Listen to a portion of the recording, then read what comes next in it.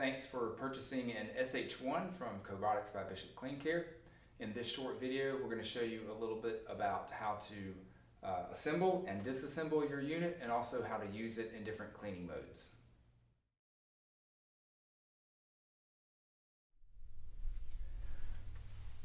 Okay, now we're going to assemble the cleaning components to the bottom of the SH1. Of course, you're going to need the SH1 in the upright position like you see it now. And the first part is going to be the squeegee and the extraction hose. I want to point out that the hose is attached to the squeegee here. I don't recommend removing that part. It is difficult to get on and off, but once you have it attached from the unit, it's very easy to clean from this point. So to attach it, the first thing you want to do is take the extraction hose and just line it up here in the port. You'll find where it goes all the way in, and then just twist about 1/8 of a turn to the right and locks in place. You want to make sure that's nice and snug. Now you do want to make sure that this port is kept clean. The cleaner you can keep it, the easier it is to twist lock in place. Once you have that in, you'll look for the attachment receiving holes here, and then the receivers on the unit. Just line those up, and then you're going to need to give it a firm push all the way in, which locks the squeegee in place, and just give it a little tug. You'll see that it's fully attached.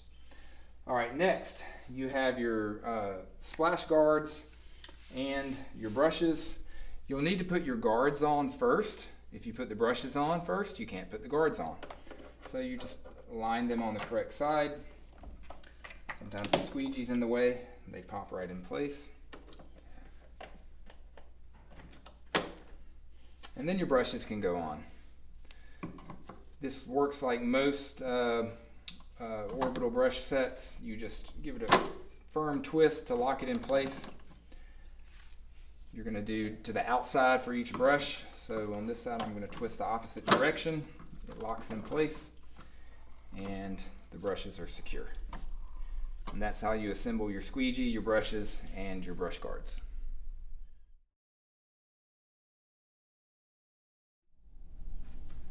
Okay, so now we're going to detach the brushes and the squeegee so that we can clean the unit. The brushes, you're just going to give a quick twist to the inside and they unlock. You may have to practice this a few times, but it works each time once you get the hang of it. You can take your splash guards off. And then for the squeegee, what I recommend doing is giving it a press in, which actually releases the receiver. Press in again. This is how the squeegee lowers when you're in cleaning mode. So you want those receivers out. And then you're going to give it a firm tug just to remove it from those receiving bolts. And then twist your hose to the left, about 1/8 of a turn, and your squeegee is ready. At this point, I recommend wiping down the bottom of the unit, cleaning out this port so that it's easier to attach the hose the next time. Clean your brushes, your guards, and your squeegee thoroughly so that it's ready to use the next time.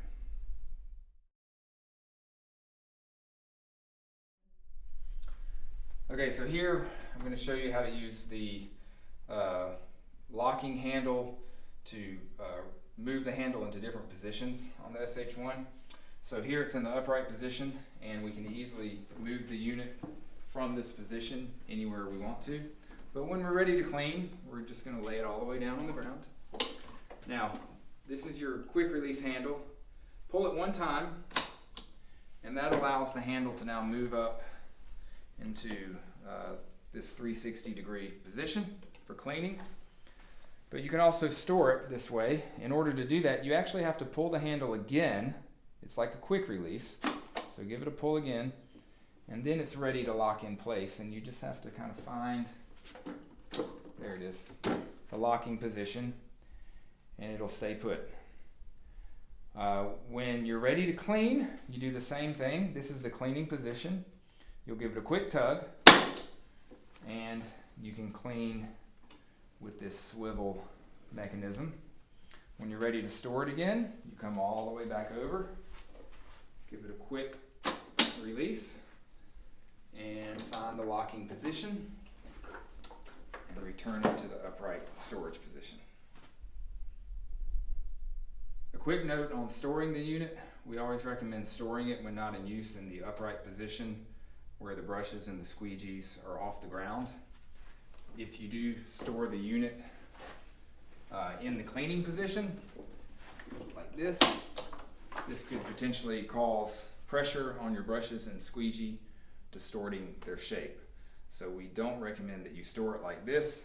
If you do want to transport it in that position, it's okay for short distances, or if you need to transport it or store it long term in the upright position, or in the cleaning position, simply remove the guards, the brushes, and the squeegee before storing it in the cleaning position, and that will preserve the integrity of the components.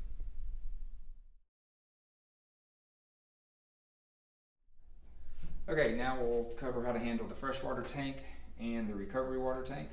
The freshwater tank is simply removed by pressing that yellow switch and pulling it off.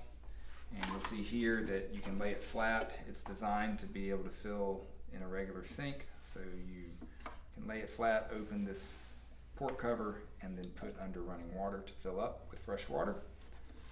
And then you simply cover the opening back up, set the tank in place, and make sure it locks in place. To handle the recovery tank, you'll need to put the unit onto the ground, flat like this. To remove the tank, you can lift this handle, press right here to release it with your foot, and now the tank is ready to empty. If you simply want to empty dirty water, you can open this port here and pour it into a sink or to a mop sink. But we also recommend, after a day's use, to take the unit apart fully, which we'll do here, so that it can be cleaned and reset for the next use. So you're going to pull the release handles, there's 4 of them, which pulls the top portion away from the bottom portion. And you have many different components that you can pull out. This is the float switch that actually shuts the unit off when the tank is full. You want to keep that clean so that it's working. You want to clean these rubber gaskets, which help seal the unit. And you'll want to make sure that you rinse out this bottom half of the tank very well. When you put the float switch back in place, you do have to be mindful of how it goes in. You sometimes have to twist it to the side and then put it in place in order to get it to lock in. There it is. But just make sure it's sealed completely. And then for the top half, you'll just want to remove this top clear cover, clean this very well, make sure that this component remains in place. That's important for proper vacuum seal and function of the unit. But clean these with a brush, clean the inside of this top half with a brush, rinse it out very well in a mop sink. Make sure no components are missing. Put it back in place. Put the top half onto the bottom half. Make sure everything's seated well, and then it should lock right back in place. And it's ready to go back onto the SH1. Make sure it's locked in place fully, and you're ready to clean again.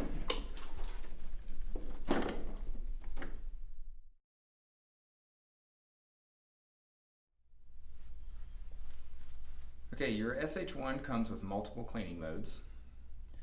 You can actually change where these cleaning modes are on the interface to your preference, but we'll just quickly go through them. You have heavy duty, which uses a higher spinning power on the brushes and more water. You have normal, which is kind of your standard settings for extraction, brush speed, and water discharge. You have eco, which attempts to preserve the battery if you have a bigger space to clean.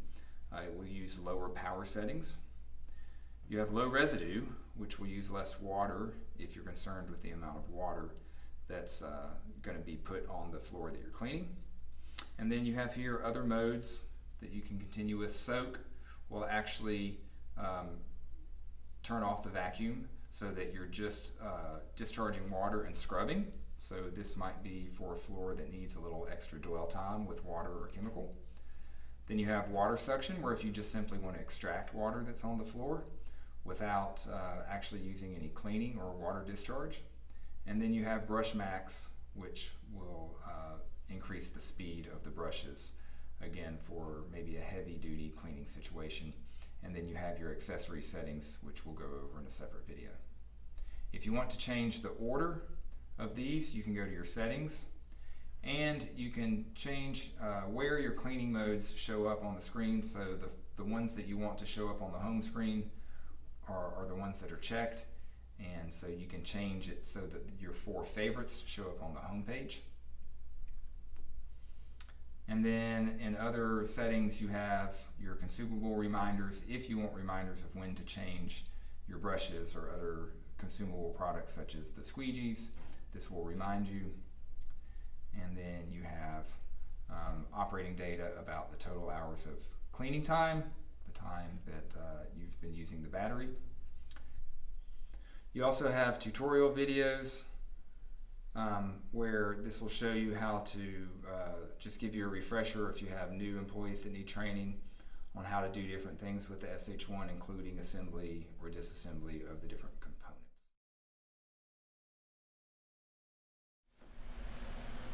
Alright, the first thing you'll want to do when you're ready to clean is to make sure the squeegees are engaged to the ground. When in storage, they should be in the upright position, not touching the ground. So you'll want to lift on these handles right here, and that will actually drop the squeegee all the way to the floor. You'll need to do that on both sides. And then you're ready to clean. Again, pull your lock handle out so that you have swivel capabilities. And once you've selected the cleaning mode that you want to use, I'm going to use normal in this case, you just depress both paddles simultaneously. You don't have to hold them, and let go, and cleaning will begin. You can see as you're cleaning, you can use the swivel capabilities of the machine to clean in multiple directions. Alright, when you're ready to shut off the unit, you just press both paddles again, and you'll get a message about absorbing the last bit of water, so keep walking forward as the unit extracts and shuts down. You want to make sure when you finish that you also raise your squeegees back up.